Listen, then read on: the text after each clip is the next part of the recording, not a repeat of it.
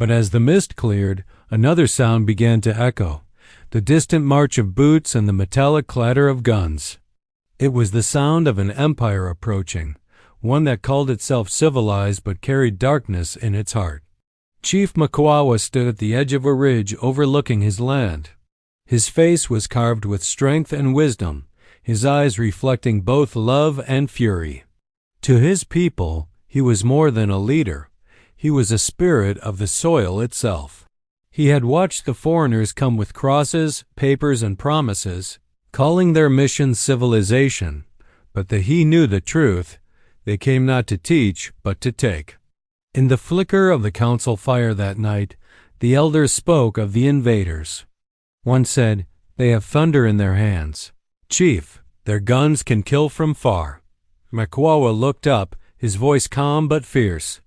A lion does not fear thunder when his claws are sharp. For months, he studied the Germans. They built forts on sacred hills, took men as laborers, and demanded taxes and goods that were never theirs. But the Hehe were patient. They watched, learned, and waited. In silence, Mkwawa prepared, sharpening weapons, training warriors, fortifying Kalenga, his great stone fortress hidden among the highlands. He knew the storm was coming, and when it did, his people would be ready.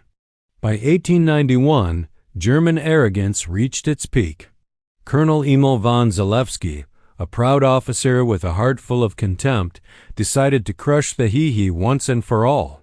He laughed at stories of Mkwawa, calling him a savage king with sticks. His soldiers, confident in their rifles and uniforms, marched through the forest, believing victory was already theirs. They had no idea they were walking straight into the mouth of the lion. The sun was still rising when they entered the Lugalo Valley. It was quiet, too quiet. Even the birds refused to sing. Suddenly, from the ridges above, the silence shattered. The Hehe war cry thundered through the valley like the roar of the earth itself. Mkwawa's warriors burst from the tall grass, their spears glinting like lightning, their feet pounding in rhythm with the drums of war. The Germans fired wildly, but panic took them faster than bullets could.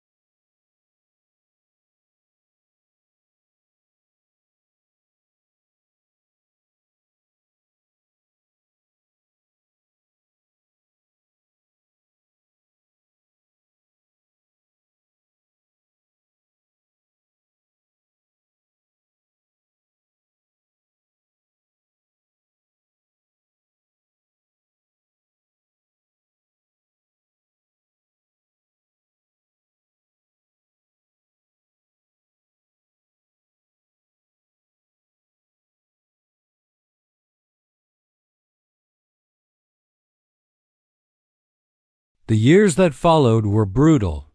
The Germans built stronger forts, tightened their grip, and tried to starve the Hehe into submission.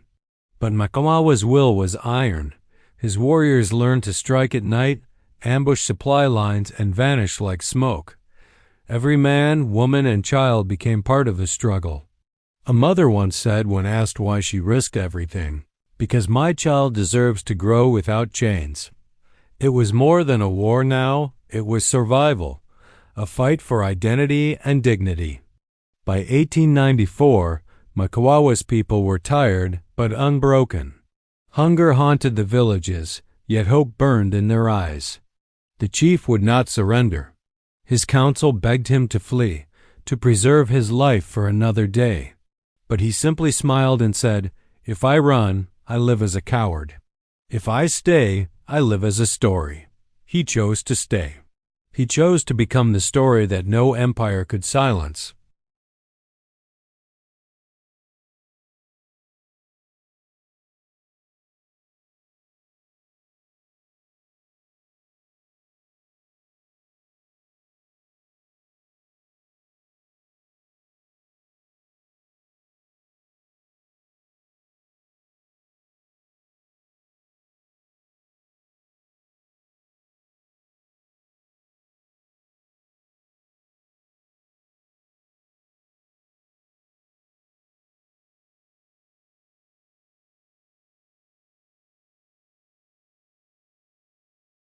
When they entered, they found Chief Mkwawa's body, but not his spirit.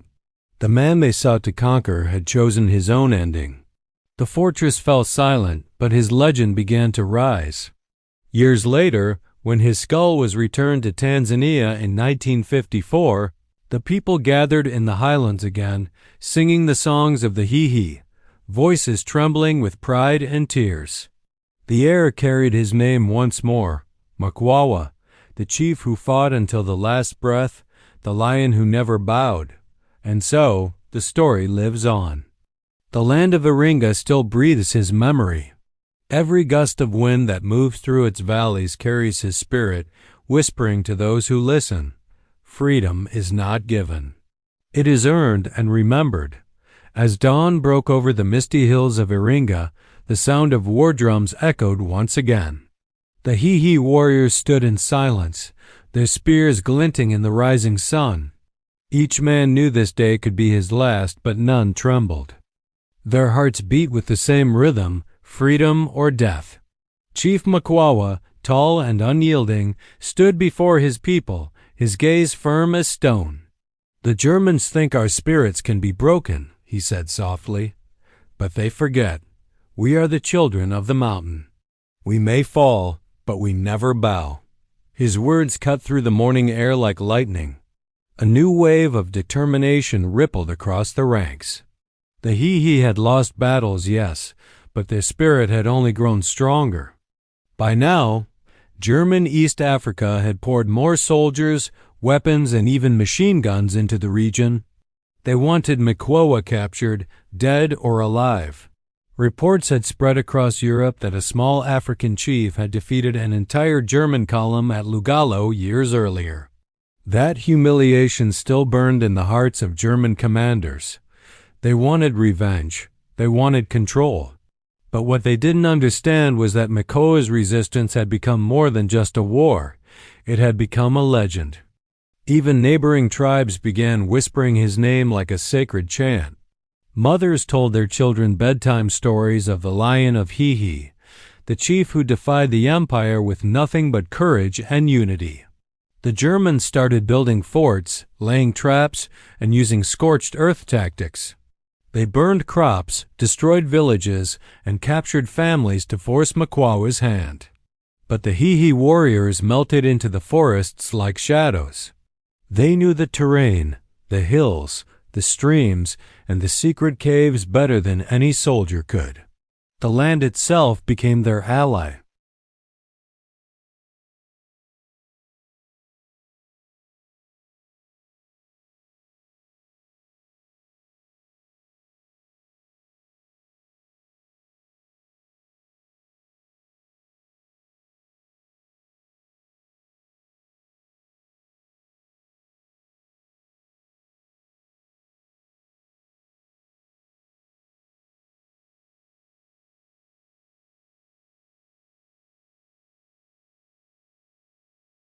"They want to erase us," Mkwawa nodded, his eyes heavy but calm. "Then we must become the wind. They can shoot at bodies, but not at the spirit." His words carried the wisdom of generations.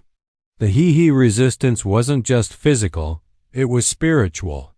They fought not only for their land, but for their identity, their pride, and their right to exist. By 1897, the war had reached its breaking point. German forces closed in on Mkwawa's stronghold, a great stone fortress built high on a ridge overlooking the valley. It was said that even eagles feared to fly too close to it. The Germans called it Mkwawa's fortress, but the Hehe called it Kalenga, the heart of their freedom.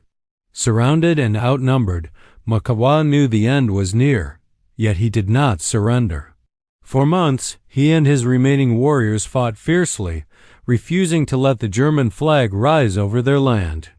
They used every resource, traps in the paths, hidden caves for shelter, secret routes for food. The Germans called them ghosts of the highlands. In the final weeks, Mkwawa sent his people away, women, children, elders, telling them to hide deep in the hills. Only the warriors remained. "If I fall," he said, "let the land remember me. the Germans bombarded the fortress day and night. Smoke filled the skies and the air smelled of iron and blood. Yet the Hehe stood firm. The sound of the drums never stopped. Boom, boom, echoing like the heartbeat of a nation refusing to die.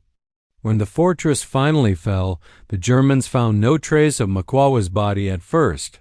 Rumors spread that he had escaped once again into the wilderness. Some said he transformed into a lion. Others said he vanished into the mountains. The truth, however, came later. Mkwawa had taken his own life rather than be captured. He had chosen freedom in death over humiliation in chains. Even in his final act, he denied his enemies the victory they craved. His courage stunned even the German officers who found his remains. They took his skull as a trophy, a grim symbol of colonial conquest. But history would turn the tables in time. Decades later, after the First World War, Germany lost its colonies and Britain took over Tanganyika. The British governor, hearing the stories of Mkwawa's heroism, demanded that the Germans return the chief's skull to his people as a symbol of reconciliation. It took years, but eventually, the skull was returned and laid to rest in Iringa, back where the legend began. Today, Mkwawa's name stands carved into the heart of Tanzanian history. Schools, roads, and monuments carry his legacy. To the Hehe, he remains not just a warrior but a spirit of defiance, a reminder that freedom is never given. It is earned through blood and bravery. The story of the Hehe War is more than just a tale of battle. It is the story of an unbroken people. They fought with courage when the world underestimated them. They stood proud when the empire tried to crush them. And through their struggle, they planted the seed of independence that would later grow across Africa. Mkwawa's fight became a mirror for every African leader who rose against colonial power. His name inspired those who refused to bow, from Kenya to Ghana, from Nigeria to South Africa. And as the wind still moves through the valleys of Iringa, you can almost hear the faint sound of drums, the rhythm of a people who never gave up. The fortress may have fallen, but the spirit of freedom still stands tall, unshaken, and eternal. That is the legacy of Chief Mkwawa and the Hehe, a legacy that whispers through time, reminding us that courage can outlast empires. If this story touched your heart, let it live on. Drop a comment below. What do you think true freedom means today? Share this story so the world remembers the Hehe, the warriors who chose honor over fear and freedom over chains.